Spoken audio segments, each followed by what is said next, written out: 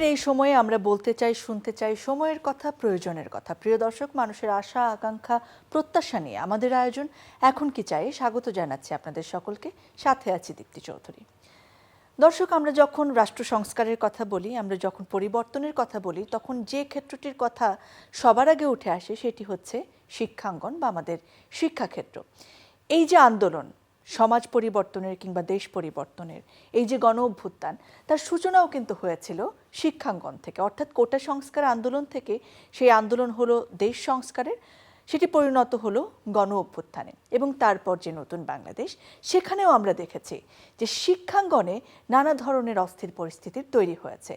নানা কারণে বিশ্ববিদ্যালয়ের উপাচার্য, প্রক্টর, কোষাধ্যক্ষ যারা রয়েছেন বিভিন্ন সময়ে, যারা ছাত্রছাত্রীদের স্বার্থ রক্ষার কাজে না ব্যবহৃত হয়েছেন রাজনৈতিকভাবে, তাদের বিরুদ্ধে ছাত্রছাত্রীদের যে ক্ষোভ, তার পরিপ্রেক্ষিতে অনেকে পদত্যাগ করতে হয়েছে, অনেকে আবার ভবিষ্যতে অপদস্থ হতে হবে কিংবা এই ধরনের পরিস্থিতির মুখোমুখি হতে হবে সেটি ভেবে নিজের ইচ্ছাতে পদত্যাগ করেছেন।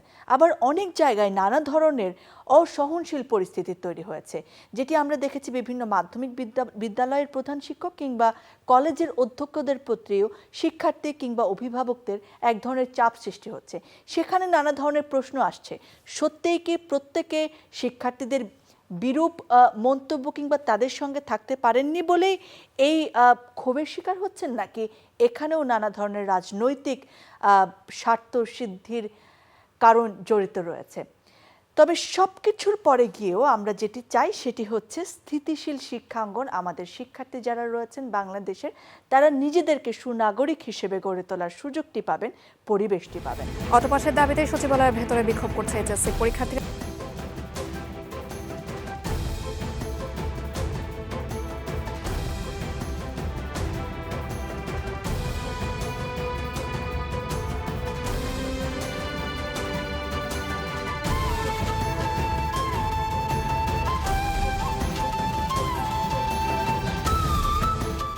অধ্যক্ষের গলায় জুতার মালা পরিয়ে পদত্যাগ করানো হলো রংপুরে।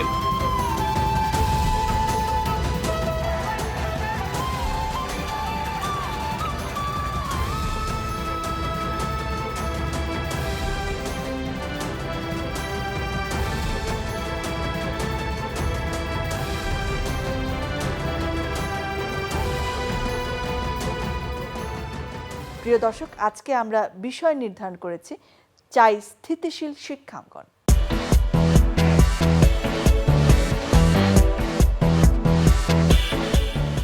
আজকে এই বিষয়ে কথা বলার জন্য আমরা দুজন অতিথিকে আমাদের স্টুডিওতে পেয়েছি, তাদেরকে স্বাগত জানাতে চাই। আমাদের সঙ্গে রয়েছেন জাতীয় বিশ্ববিদ্যালয়ের মাননীয় উপাচার্য অধ্যাপক এএসএম আমানুল্লাহ স্যার, স্বাগত জানাচ্ছি। আমাদের সঙ্গে রয়েছেন চ্যানেল আইয়ের বিশেষ প্রতিনিধি মুস্তফা মল্লিক, স্বাগত জানাচ্ছি আপনাকে। স্যার, আপনাকে শুরুতে অভিনন্দন জানাতে চাই। আপনি গত 27শে আগস্ট আপনার দায়িত্ব নিয়েছেন জাতীয় বিশ্ববিদ্যালয়ের উপাচার্য হিসেবে। আশা করছি আপনি আমাদের শিক্ষার্থী এবং অভিভাবক সহ জাতির যে প্রত্যাশা জাতীয় বিশ্ববিদ্যালয় কিংবা শিক্ষাঙ্গনের কাছে, সেটি পূরণে কাজ করে যেতে সমর্থ হবেন। আবার অভিনন্দন।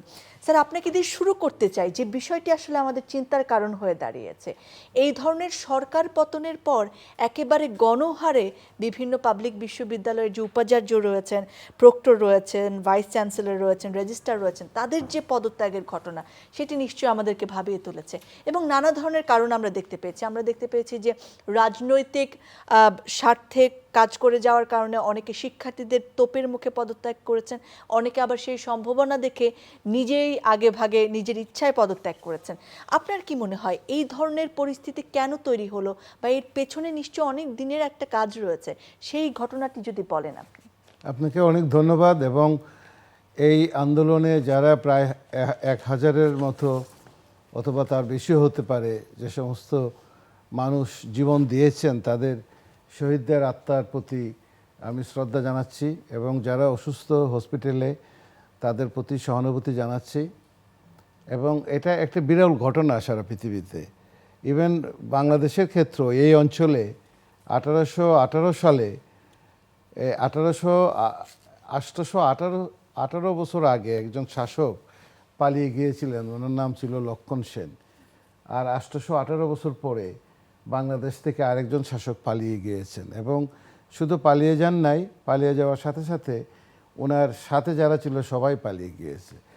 এটা একটা ঐতিহাসিক ঘটনা যে কোনো শাসকের পতন হওয়ার পরে তার সেন্ট্রাল ব্যাংকের গভর্নর সহ পুরো গ্রুপ পলাতক। ওনার পতনের পরে ওনার সমস্ত এমপিরা 350 জন এমপিরা পলাতক, সমস্ত মন্ত্রীরা পলাতক, ওনার সমস্ত পুলিশের যারা আছে সবাই পলাতক। এটা একটা ঐতিহাসিক এবং অবিস্মরণীয় ঘটনা সারা পৃথিবীতে। এবং উনি নিজে শুধু পালিয়ে যান নাই, সবাই পালিয়ে গিয়েছে। এর কারণটা কি? এর কারণটা সম্পর্কে আমরা গত 15 বছর 16 বছর ধরে এগুলো বলে আসছিলাম। এই চ্যানেল আইতেও বলেছি, বহুবার বিভিন্ন জায়গাতে বলেছি যে এই বাংলাদেশটাকে একটা ডিপ স্টেটে রূপান্তরিত করা হয়েছিল। মানে ডিপ স্টেটের সংজ্ঞাটা কি? একটা স্টেটের ভিতরে আরেকটা স্টেট, আরেকটা স্টেট, আরেকটা স্টেট, অনেকগুলো স্টেটের এখানে চলে আসছিল। এবং এটাকে অনেকে বলছে যে ফেসিজম। এটা ফেসিজমও না, ফেসিস্ট যারা তাদেরও একটা ইডিওলজি থাকে এবং ফেসিজম অনেক সময় একটা ইডিওলজিক্যাল ফ্রেমওয়ার্কে তারা অনেক সময় ভালো কাজও করতে পারে, বেনভোলেন্ট ফেসিস্টও হতে পারে। এটাকে আপনি ফেসিজম না বলে এটাকে আপনাকে অনেকটা বলতে পারেন একটা মাফিয়াতন্ত্র। তো এই মাফিয়াতন্ত্রটা আপনার অর্থনীতিতে থাকবে, এই মাফিয়াতন্ত্রটা আপনার রাজনীতিতে থাকবে, এই মাফিয়াতন্ত্রটা আপনার প্রশাসনে থাকবে, আর শিক্ষাক্ষেত্রে থাকবে না সেটা তো হতে পারে না। শিক্ষাক্ষেত্রেও সেই ঘটনাটা ঘটেছে, যার জন্য আপনি আজকে দেখতে পেয়েছেন যে বাংলাদেশের প্রত্যেকটা বিশ্ববিদ্যালয়ের ভাইস চ্যান্সেলর পদত্যাগ করতে হচ্ছে। এবং এই ঘটনাটাও গত 53 বছরে বাংলাদেশের ইতিহাসে প্রথম যে কোনো একটা বিশ্ববিদ্যালয়ের ভাইস চ্যান্সেলরকে কাউকে রাখতে চাচ্ছে না। শুধু ভাইস চ্যান্সেলর না, ভাইস চ্যান্সেলর সহ একদম পুরা team, vice chancellor, treasurer, registrar, dean, বিভাগের চেয়ারম্যান, প্রক্টর সবাইকে সরিয়ে দিতে চাচ্ছে। নিশ্চয়ই এর পিছনে একটা কারণ আছে। কারণ আমাদের এই যে ছেলেমেয়েরা যারা এই বিপ্লবটা করলো, এই গণ অভ্যুত্থান, এটা বিপ্লব না, গণ অভ্যুত্থানটি করলো, তাদের কথাবার্তা আপনারা শুনবেন, দেখবেন যে তারা কিন্তু তাদের আলোচনা আমাদের থেকে অনেক ভালো এবং অনেক ম্যাচিউরড। আমরা যা বুঝতে পারি না তার চেয়ে কিন্তু সে ভালো বুঝতে পারে এবং আমাদেরকে অনেকটা গাইড করার মতো অবস্থা। গতকালকেও আমি একটা প্রোগ্রামে ছিলাম, সেখানে যে ওয়েতে ছেলেটা কথা বলছিল, চমৎকারভাবে কথা বলছিল। তো শিক্ষাক্ষেত্রে যে কাজটা হয়েছে, আমি একটা প্রতিষ্ঠানে গিয়েছি, মাত্র কালকে জয়েন করেছি। আমি সেই প্রতিষ্ঠান সম্পর্কে এখনই কোনো কথা বলবো না, আমি বলবো ভেরি সুন, আমি বলবো সেটা নিয়ে, কিন্তু এখন এই মুহূর্তে বলবো না। কিন্তু এমনও হয়েছে যে কোনো শিক্ষা প্রতিষ্ঠানে একজন জয়েন করেছেন, ওনার সাথে ওনার পরিবার থেকেই 50-এর অধিক লোককে অ্যাপয়েন্টমেন্ট দিয়েছেন। তাই একজন লোক যদি একটা বিশ্ববিদ্যালয়ে জয়েন করার পরে 50-এর উপরে তার পরিবার থেকেই জয়েন করানো হয়, তাহলে সেখানে আর কি দেখতে পারে? সেটা তার চিত্রটা আর কি হতে পারে? তাকে তো পদত্যাগ করার জন্য চাপ দিবেই বাচ্চারা, দিবে না? এমনও হয়েছে যে আপনার 50 কোটি টাকার একটা প্রজেক্ট, সেখানে 10 কোটি টাকা খরচ করা হয়েছে, 40 কোটি টাকার কোনো খবর নেই। তাহলে বাচ্চারা তো এগুলো দেখছে, বাচ্চারা তো এগুলো চাপ দেবে। এমনও হয়েছে যে একটা লোক জয়েন করেছে সেকশন অফিসার হিসেবে, সে এখনও 16 বছর ধরে সেকশন অফিসার, আর তার সাথের লোক ডিরেক্টর হয়ে রিটায়ার করবে, তাহলে বাচ্চারা চাপ দিবে না? এমনও হয়েছে যে আপনার ধরেন শুধুমাত্র একটা দলীয় আনুগত্যের ভিত্তিতে এমন সব মানুষের মর্যাদা, সাম্য, ন্যায়বোধ, মানুষের যে জীবন, তার যে রাইটস, তার হিউম্যান রাইটস, এই বিষয়গুলো এমনভাবে বঞ্চিত হয়েছে এই দেশে, সব জায়গাতে যেমন হয়েছে, শিক্ষাক্ষেত্রেও হয়েছে। নগর যখন পড়ে তখন কিন্তু দেবালয় আর রক্ষা পায় না। দেবালয়ের ঘটনাও কিন্তু একই রকম ঘটনা ঘটে, যার জন্য আপনি আজকের এই চিত্রটা দেখতে পাচ্ছেন। বাঙালি বেসিক্যালি খুবই ভালো, এথনিক্যালি, আপনি অ্যানথ্রোপোলজির ছাত্রী, আপনি ভালো জানবেন, বাঙালি এথনিক্যালি একটা ভালো নরগোষ্ঠী। এটাকে মানুষ যেরকমই বলুক না কেন, যত কথাই বলুক না কেন, তার ঐতিহাসিক যতই ভালো, আজকে যদি পৃথিবীর যে কোনো উন্নত দেশে, আমেরিকাতে, কানাডাতে, অস্ট্রেলিয়াতে, পৃথিবীর যে কোনো উন্নত দেশে যদি 3 দিন সরকার না থাকতো, যদি 7 দিন পুলিশ না থাকতো, তাহলে কি হইতে পারতো তা আপনারা কল্পনাও করতে পারবেন না। আমরা কয়েক ঘন্টা মাত্র ছিল না, পুলিশ ছিল না, সেই রকম অবস্থায় আমরা বিদেশে যে কি পরিমাণ রায়ট হয়েছে সেটা আমরা আমাদের চোখের সামনে দেখতে পেয়েছি। বড় বড় শপিং মল 10-15 মিনিটের ভিতরে পুরাটা খালি করে নিয়ে গেছে একদম তথাকথিত সভ্য দেশে। বাংলাদেশে কিন্তু তা হয় নাই। এই দেশে ছেলেমেয়েরা কিন্তু ডাকাত আসছে, ডাকাতের নামে নিজেরাই এটা প্রতিরোধ। আমাদের এই যে আপনার ট্রাফিক কন্ট্রোলের দেখেন, এমনও হয়েছে শেষে আমরা ছেলে মেয়ে খুঁজি ট্রাফিকে, গত কয়েকদিন ধরে রাস্তায় একটু বেশি ট্রাফিক হচ্ছে, তখন গাড়ি থেকে দেখি যে একটা ছেলে মেয়ে কোথাও আছে কিনা, যদি থাকে ওরা একটু ডাকে বলি যে বাবা একটু পরিষ্কার করে দাও, আমরা একটু বের হয়ে যাই। তাহলে আমি মূল যে কথাটা বলতে চাচ্ছি, এবং দেখেন আপনি সারা বাংলাদেশে যে সমস্ত ঘটনাগুলো ঘটার কথা, যেটা আওয়ামী লীগের লোকজন বলেছেন, ইভেন আওয়ামী লীগের যে জেনারেল সেক্রেটারি উনি বলেছেন যে যদি সরকার পতন হয় তাহলে কিন্তু একদম লুটা কম্বল নিয়ে সবাইকে এখান থেকে সেরে চলে যেতে হবে। এমনও বলেছেন যে এখানে কোন ধরনের সহিংসতা হতে পারে তার সেই সম্পর্কে বিরাট বিস্তারিত বর্ণনা কিন্তু ওনারা নিজেরাও দিতেন, জানতেন। তার কি কিছুটা হয়েছে? তার কোনো চিটেফোঁটা কিছুই হয় নাই। যতটুকু হয়েছে একদম নমিনাল, একদম টার্গেটেড। এখনও ঢাকা বিশ্ববিদ্যালয়ে 2000-এর উপরে শিক্ষক, কয়জন শিক্ষকের উপরে আক্রমণ হয়েছে? কয়জন শিক্ষকের উপরে পার্সোনালি আক্রমণ হয়েছে? কোনো আক্রমণ হয়েছে? কোনো একজন শিক্ষককে অপমান করা হয়েছে, সামনাসামনি আক্রমণ করা হয়েছে? হয় নাই। কি করা হয়েছে? তার রুমে তালা দেওয়া হয়েছে। কয়জনের রুমে তালা দেওয়া হয়েছে? সব মিলিয়ে 2000 শিক্ষকের ভিতরে হয়তো 20 জন শিক্ষকের রুমে তালা দেওয়া হয়েছে। কয়জন চেয়ারম্যানের রুমে তালা দেওয়া হয়েছে? 60-70টা চেয়ারম্যান এবং কি কয়জন? 10টা রুমের এই আপনি যাদেরকে তালা দেওয়া হয়েছে, যাদের সম্পর্কে অভিযোগগুলো আসছে, তাদের সম্পর্কে আপনি খোঁজখবর নেন, তাহলে আপনি দেখতে পাবেন তারা দীর্ঘদিন ধরে তারা কি করেছেন। শিক্ষক হিসেবে শিক্ষক হয়ে উঠতে পেরেছেন কিনা, শিক্ষক জিনিসটা কি সেটা তারা বুঝেন কিনা, প্রফেসর জিনিসটা কি সেটা তারা বুঝেন কিনা। তার মানে কথাটা এখানেও আসে স্যার যে এই ঘটনা আসলে কোনো শিক্ষকের সঙ্গে হয়নি, বরং যারা রাজনৈতিক স্বার্থসিদ্ধির অস্ত্র হিসেবে ব্যবহৃত হয়েছে তাদের প্রতি মানুষ বা ছাত্রছাত্রীদের। আমি সেই কথাটা বললাম যে শিক্ষক হয়ে উঠতে পেরেছিলেন কিনা, নাকি কোনো লাঠিয়াল হয়েছিলেন। এই দেশের জনক শেখ মুজিবুর রহমান সাহেব অনেক শিক্ষকের সামনে চেয়ারে বসতেন না, কারণ তিনি আমার শিক্ষক।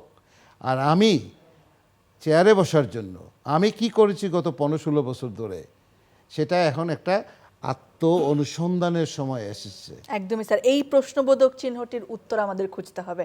আবারও আপনার কাছে আসবো, অনেক ধন্যবাদ জানাচ্ছি। মোস্তফা মল্লিক, আপনার কাছে আসতে চাই একটু, ছাত্রদের মধ্যে যে বৈষম্য তৈরি হয়েছে দিনের পর দিন, রাজনৈতিক যারা ক্ষমতাসীন রাজনৈতিক দলের রাজনীতি করেছেন ছাত্ররা, তারা যে ধরনের নৈরাজ্য তৈরি করেছেন সাধারণ ছাত্রছাত্রীদের উপর, আমরা দেখেছি যে হল ছাত্র সংসদ কিংবা কেন্দ্রীয় ছাত্র সংসদ নির্বাচন হতে দেওয়া হয়নি, যদিও বা হয়েছে সাধারণ শিক্ষার্থীরা যদি সেটিতে জিতেছেনও তারা তাদের দায়িত্ব পালন করতে পারেনি।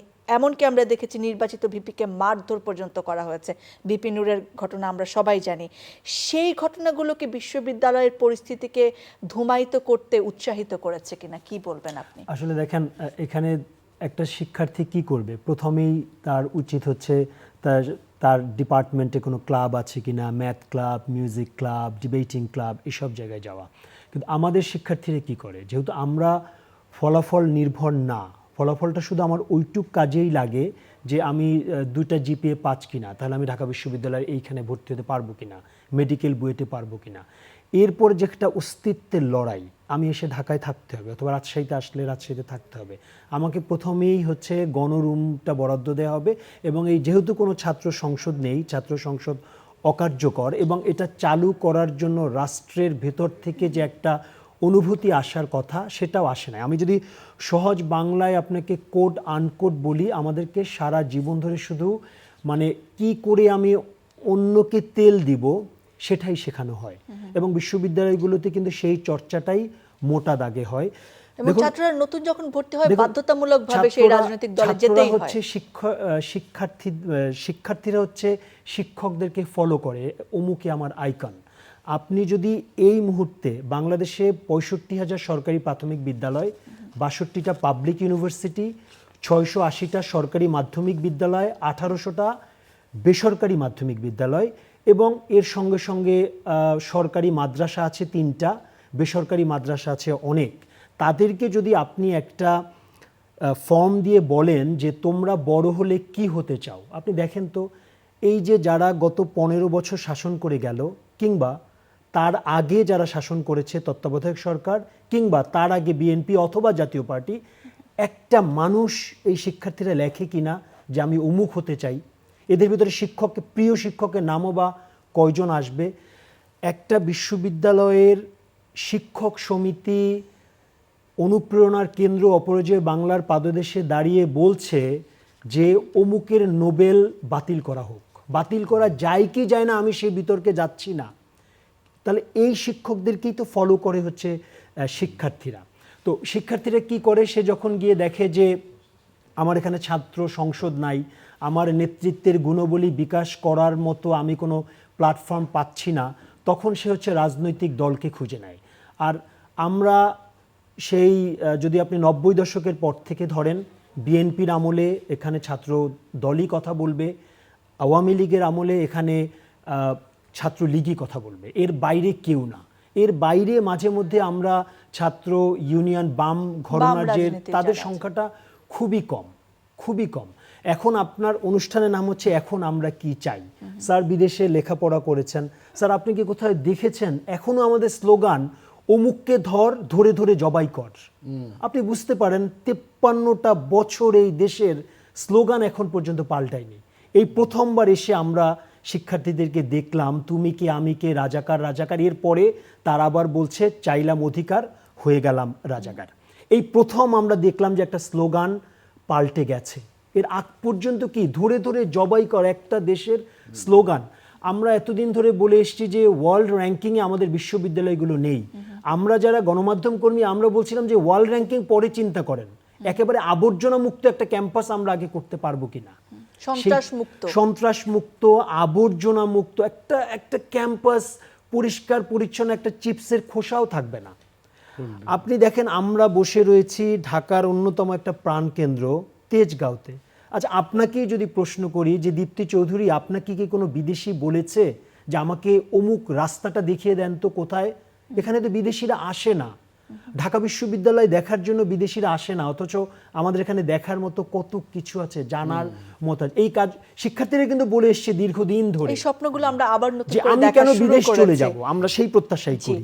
স্যার, আপনার কাছে একটুখানি আসতে চাই। আমরা যে একটি স্থিতিশীল শিক্ষাঙ্গনের স্বপ্ন দেখি, মুস্তাফা মল্লিক অনেকগুলো স্বপ্নের কথা বললেন যে বিশ্বমানের শিক্ষা প্রতিষ্ঠান হবে আমাদের। সেই জায়গায় বিশ্ববিদ্যালয়গুলোকে যদি আমরা শিক্ষার্থী বান্ধব করতে চাই, আমাদের কি কি পদক্ষেপ নিতে হবে বলে আপনি মনে করেন? আপনিও একটি জায়গায় নেতৃত্বে রয়েছেন, আপনি কি কি পরিকল্পনা করছেন, কিংবা অন্য জায়গায়ও যারা নেতৃত্ব রয়েছেন তারা কি কি করতে পারেন বলে আপনি মনে করেন? একদিনের ভিতরেই আমার মনে হয়েছে যে মানুষ কেন ভিসি হতে চায়, ভাইস চ্যান্সেলর হতে চায়, এবং এই মধু, এখানে যে কি পরিমাণ মধু এবং এর আশেপাশে যে কি পরিমাণ আপনার লোকজন, এবং আমরা নৈতিকতার দিকে আমরা কত নিচে যে নেমে গেছি সেটা আপনাকে আমি এই মুহূর্তে আমি ভাষায় প্রকাশ করতে পারবো না। আমি বললাম যে আমি ভাইস চ্যান্সেলর হয়েছি, আমার বাসায় কোনো ফুল নিয়ে আসবেন না, এবং আমি বলে দিলাম 1000 ছেলে মেয়ের রক্তের উপরে দাঁড়িয়ে এখন এখানে হাস্যকরভাবে হাসি দিয়ে ফুল দিয়ে ছবি তোলার মতো কিছু নাই, অথবা এখানে এই যে সবাই মিলে খাওয়া দাওয়া করার মতো কিছু নাই। আপনাকে এই জিনিসটা রিয়েলিটিটা মানতে হবে। একদিনের ভিতরে যে জিনিসগুলো আমি বুঝতে পেরেছি সেগুলো নিয়ে আমাকে এমন একটা পর্যায়ে আলাপ আলোচনা করতে হবে যেটা আমি তো পারবোই না সমাধান করতে, এটা আমাকে একদম রাষ্ট্রের সর্বোচ্চ লেভেলে আমাকে গিয়ে বসে এই প্রবলেমগুলো সমাধান করতে হবে। এবং পুরো বিষয়টা এমন একটা পর্যায়ে চলে আসছে, শুধু আমি জাতীয় বিশ্ববিদ্যালয় বলবো না, মোটামুটি সব জায়গাতেই একই রকম অবস্থা। সো আমাকে এখানে যে কথাটা করতে হবে সেটা হলো এই ইনস্টিটিউশনগুলোকে পলিটিসাইজেশন থেকে বের করে নিয়ে আসা, এবং আপনার এক ধরনের ক্যাপিটাল অ্যাকুমুলেশন বলে, ক্যাপিটাল অ্যাকুমুলেশন যে পুঁজি সঞ্চয়নের জায়গা, বিশ্ববিদ্যালয়গুলো, শিক্ষা প্রতিষ্ঠানগুলো যে যেখানে জায়গা পায়, চান্স পায়, স্বাস্থ্য জায়গাগুলোতে মানুষ এখানে এক ধরনের পুঁজি সঞ্চয় করতে চায়, ক্যাপিটাল অ্যাকুমুলেশন। এবং পুঁজি সঞ্চয় করতে গিয়ে সে ডেভিড হার্ভের মতো ক্যাপিটাল অ্যাকুমুলেশন বাই ডিসপোজিশন, একজনকে সরাই দেওয়া, ধাক্কা দেওয়া, একদম প্রিমিটিভ উপায়ে সে এই কাজটা করতে চায়। এবং এই কাজটা করতে গিয়ে সেখানে যাই, সে একটা গাড়ি কেনার জন্য, একটা বাড়ি করার জন্য, একটা ফ্ল্যাট কেনার জন্য, তার আত্মীয় স্বজনকে চাকরি দেওয়ার জন্য, তার সমস্ত সাইকোফেন যারা আছে সারাদিন সে তার কাছ থেকে সে ওই যে কী বলে আপনারা স্তুতি বাক্য এগুলো শোনার জন্য। এবং আমি একদম মানে বিব্রত, মানে এই 1.5 দিনেই আমি বিব্রত। সকালে ঘুম থেকে উঠে অফিসে ধানমন্ডি অফিসে আমি শুরু করেছি। এখন এই আপনার এখানে আসার আগে আমাকে প্রায় 20টা সার্কুলার রেডি করে দিয়ে আসতে হয়েছে, যে তাড়াতাড়ি করে সারা দেশে এই সার্কুলারগুলো আপনার, কারণ আপনারা জানেন জাতীয় বিশ্ববিদ্যালয় সারা বিশ্বের দ্বিতীয় বৃহত্তম বিশ্ববিদ্যালয়, সারা বিশ্বের 35 লক্ষ শিক্ষার্থী, এবং এখানে প্রায় 2500-এর মতো এই যে শিক্ষা প্রতিষ্ঠান। এই যে এটা পুরাটাই ডিপেন্ড করতেছে জাতীয় বিশ্ববিদ্যালয়, এবং জাতীয় বিশ্ববিদ্যালয় একটা অ্যাপেক্স বডি, জাস্ট লাইক আপনার এই যে বোর্ডের মতো মনিটরিং এখানে ভিতরে। তার ভিতরে আমার এখান থেকে ছেলেমেয়েরা পাশ করার পরে সরকারি চাকরি পায় না, হাস্যকর ব্যাপার, মানুষ হাসাহাসি করে। আমার এখান থেকে এটা পাবলিক মানি স্পেন্ডিং করে আমি বিশ্ববিদ্যালয়টাকে তৈরি করছি, এবং এই বিশ্ববিদ্যালয়ে আমার পাবলিক মানি খরচ হচ্ছে। সেখানে একটা ছেলে মেয়ের 4-5 বছর সে সময় যাচ্ছে। 17-18-তে যারা অনার্স শুরু করেছিল তারা এখন পর্যন্ত ফাইনাল পরীক্ষা দিতে পারে নাই বিভিন্ন কারণে।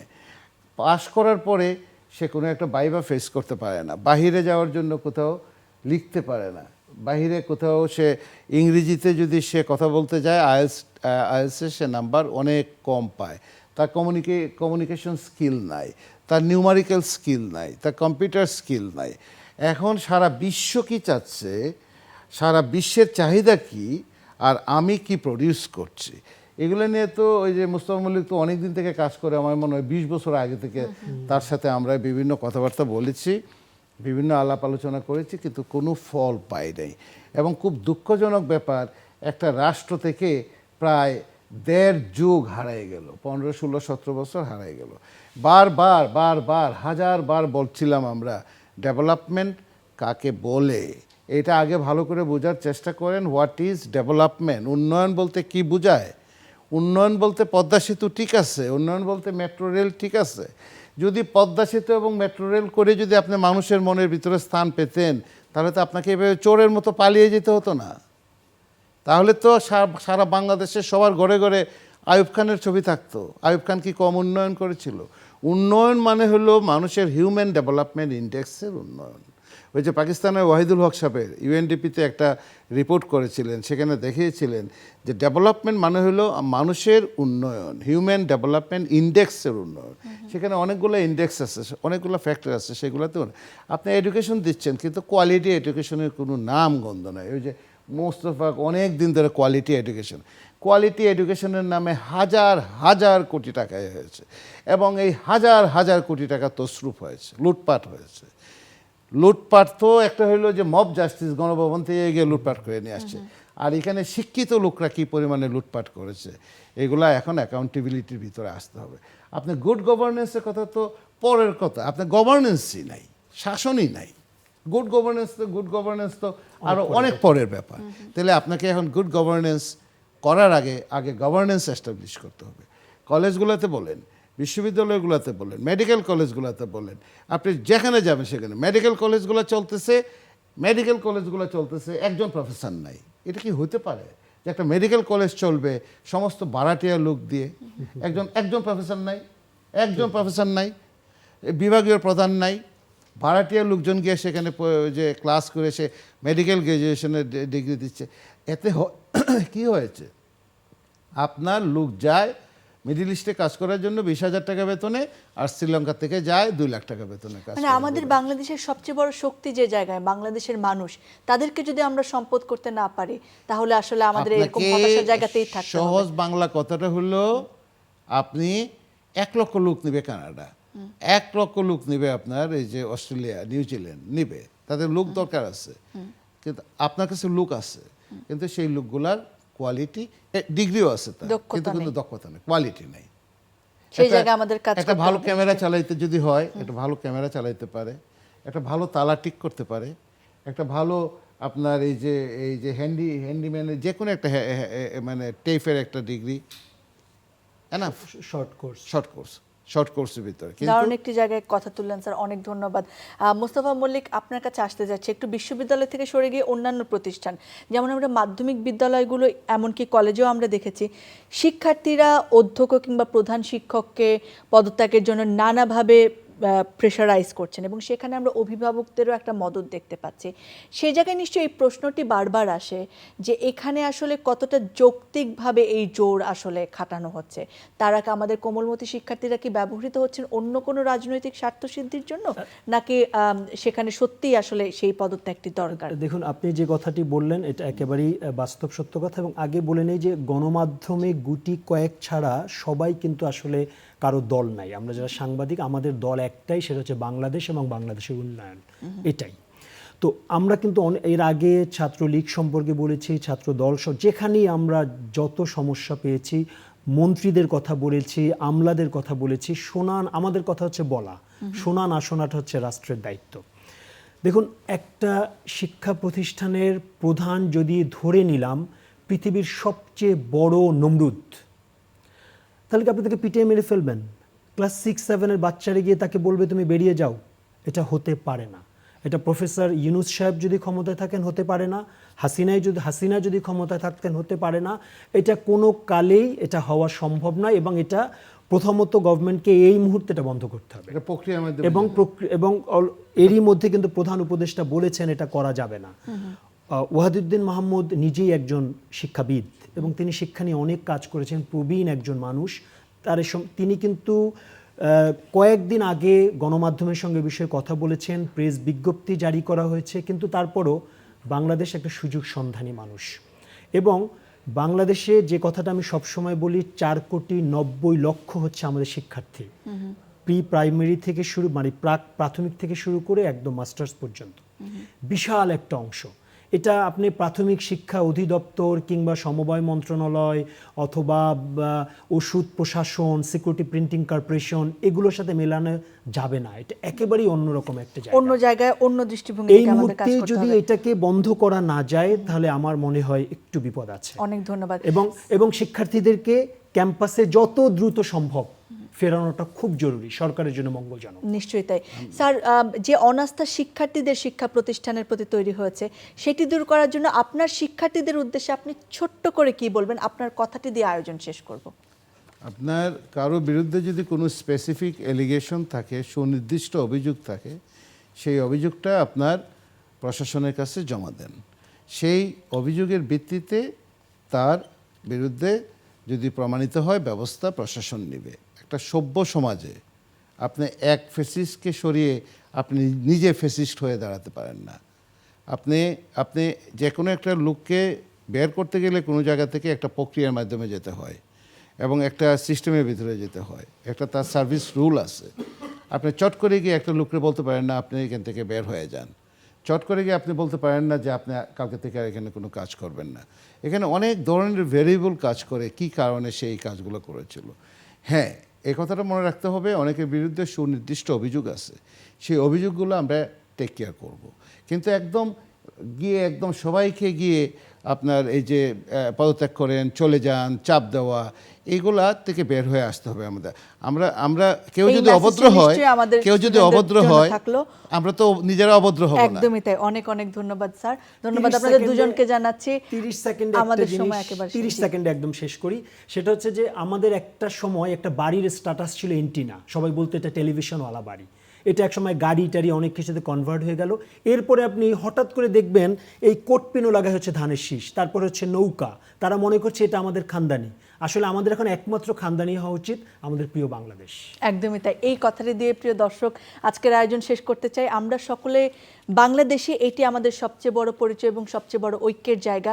এই যে বাংলাদেশকে নিয়ে স্বপ্ন, সেই স্বপ্নকে হাতে নিয়ে, সেই স্বপ্নকে চোখে নিয়ে, মনে নিয়ে আমরা কাজ করে যাব যে যার জায়গা থেকে, এবং আমাদের শিক্ষা প্রতিষ্ঠান শিক্ষার্থী বান্ধব হবে, জ্ঞান চর্চার জায়গা হবে এবং বাংলাদেশকে এগিয়ে নেওয়ার জন্য শিক্ষার্থীরা নিজেকে গড়ে তোলার সুযোগটি পাবে। সেই প্রত্যাশায় শেষ করছে আজকের আয়োজন। আবার দেখা হবে।